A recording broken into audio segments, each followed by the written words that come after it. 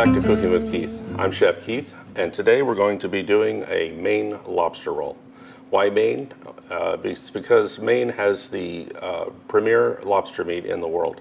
The confluence of the ocean currents and the minerality in the specific spot off of Maine is really the best place for lobster. A little too south, it gets a little too warm. A little more north in the Canadian provinces, it's too cold and the lobster doesn't get the best quality, the best taste is in Maine, definitely in Maine. So we seek out Maine lobster only for our restaurant needs in Texas, and we get it supplied by a Maine company, Brown Trading in Portland, and we can just get it overnighted, and it's just so convenient, and they're a great company to work with.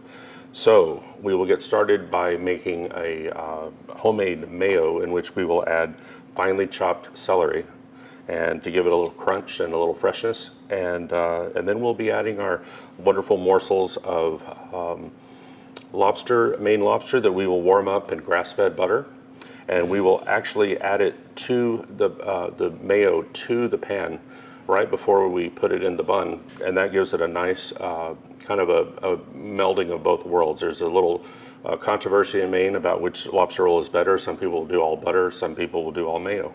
So we actually do a little bit of a twist. We kind of combine the two and give it a really nice flavor. The hot butter will meld with the celery mayonnaise, and it'll be really a nice combination of flavors together.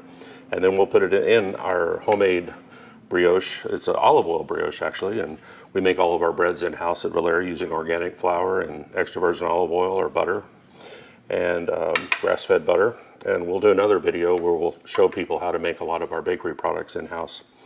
All right, well, let's get started, shall we, with the homemade mayonnaise. A lot of people have a problem wrapping their heads around how to make a mayonnaise. It's actually quite simple if you just get the main steps down and methods. So we're going to use 2 egg yolks. These are organic eggs that we get locally, sourced locally, from 2 different farms, one here right in Bernie and one in Pleasanton, Texas, and quite nice eggs. So we're using 2 yolks. What we're going to be doing is putting a little Dijon mustard in there, and we'll be putting about 2 teaspoons, or maybe close to a tablespoon, we'll see. Just about a nice spoonful like that's about 2 teaspoons, and we'll drop that in. We'll put about 2 teaspoons of champagne vinegar, and we're going to put a little lemon juice, about a juice of half a lemon. I have a little strainer here.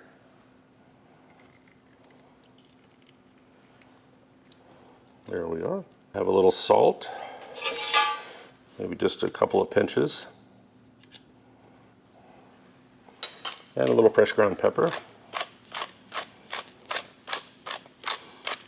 And that's our base, so we'll be using a whisk to get it going. It's good to let the eggs sit out for about an hour so that you can get room temperature egg yolks. We're basically starting it up, and we'll add about 500 milliliters of avocado oil, but definitely not all at once. We're going to be putting a thin stream.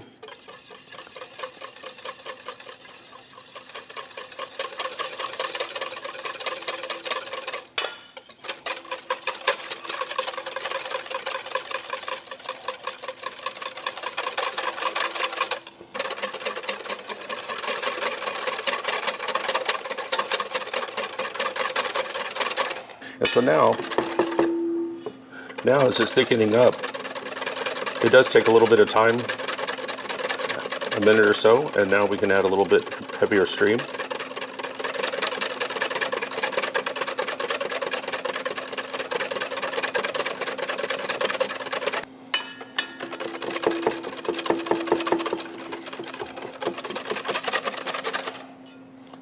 Getting there.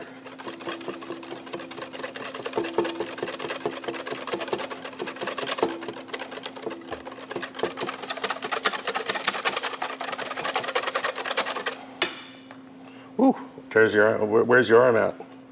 There we are.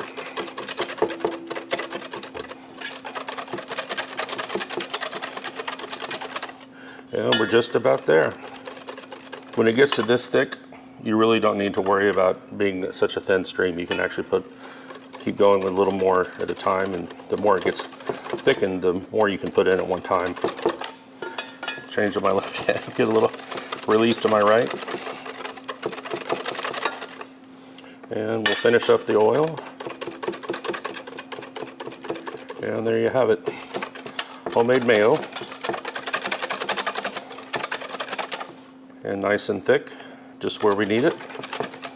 And it's kind of comforting to know you made your own mayonnaise. You know it's made fresh, and you can use the oil you wish to use. And you can make sure you don't use any preservatives or any nasty things in it. So we feel proud of doing our own mayonnaise in-house. So it's a good feeling to have, and we always know it's very fresh. Now we will just simply chop some celery to add to that. And we don't need all of this. We could use some of this mayonnaise for some other applications today at our restaurant, but we'll just use a little bit, maybe a half a cup of mayo. And then we'll finally slice these celery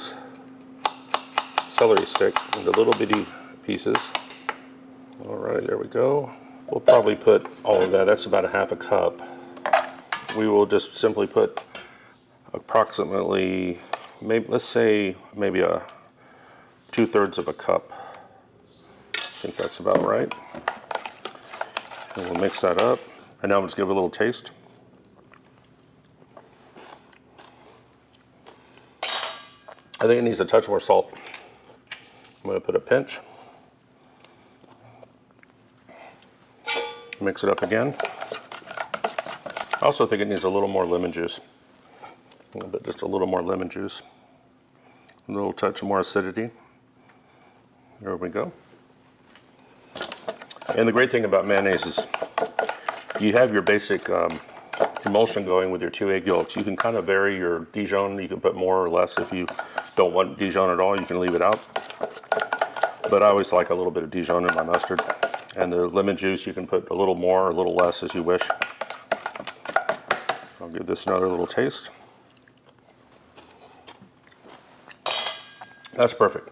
Now, we always tell our cooks at the restaurant it's so important to taste the food as you go along, because if I wouldn't have tasted that, the customer may have had a not so great experience with a blander type of mayonnaise. And so it's very important always to be checking what you're cooking and what you're preparing. So we'll get started by opening up our olive oil brioche buns that we make in-house. We'll just cut like a V lengthwise to have a place to set our lobster and mayonnaise in. So we'll kind of pop that out. We save these for croutons for our Caesar salads, and toast these off in the oven.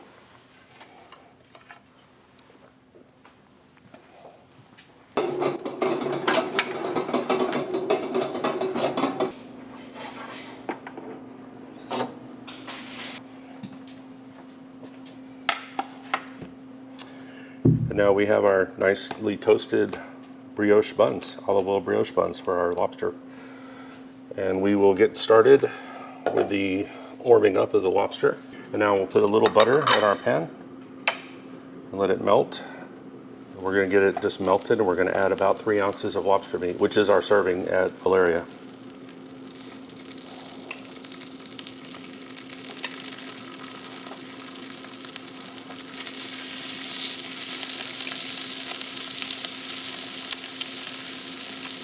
There we go. I'm going to turn the heat down a little bit so it's not so high. We don't want to scorch the butter. We just want it gently melted and get the lobster morsels all warmed up.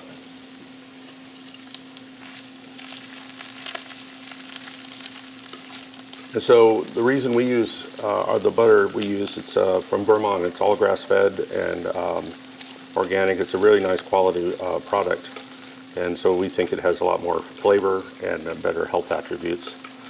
And it's getting right to where we need it now to be. So those are getting nice and hot now, yes. So we will go ahead and add just a couple. We'll turn our fire off. We'll add just a couple of spoonfuls of the mayo. That's about it. And we will simply just stir around until it makes its own sauce together with the butter.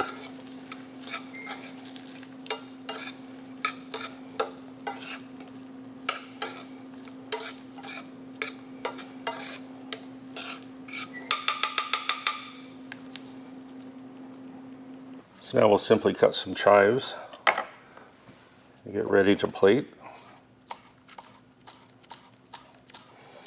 And now we'll plate our lobster roll.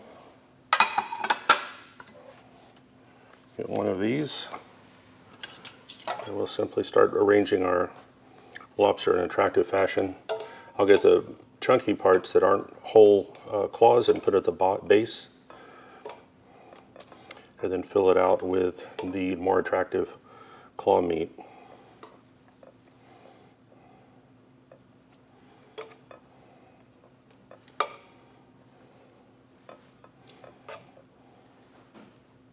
A little bit of the combined juices to kind of drizzle over the top.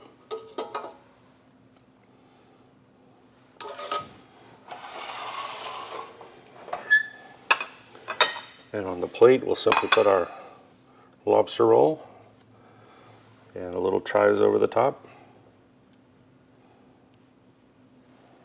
And now we'll plate our lobster roll plate with these French fries.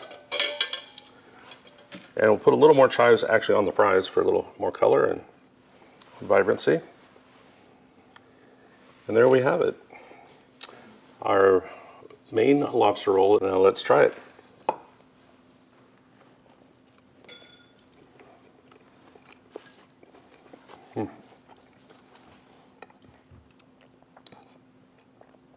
Definitely transports me back to Maine. This is a delicious flavor. You can tell the lobster is top quality. It's from Maine. It's just so delicious. It has a nice buttery flavors, and the mayonnaise with a little crispy. I'm just getting those little crispy notes. So the celery is really, really nice, and the chives on top are really good flavor addition as well. So I hope you liked this video. If you do like it, please like and subscribe and comment. As our lobster trying to get away, I'm not going to let it. So good. So I hope you do enjoy this, and bon appetito.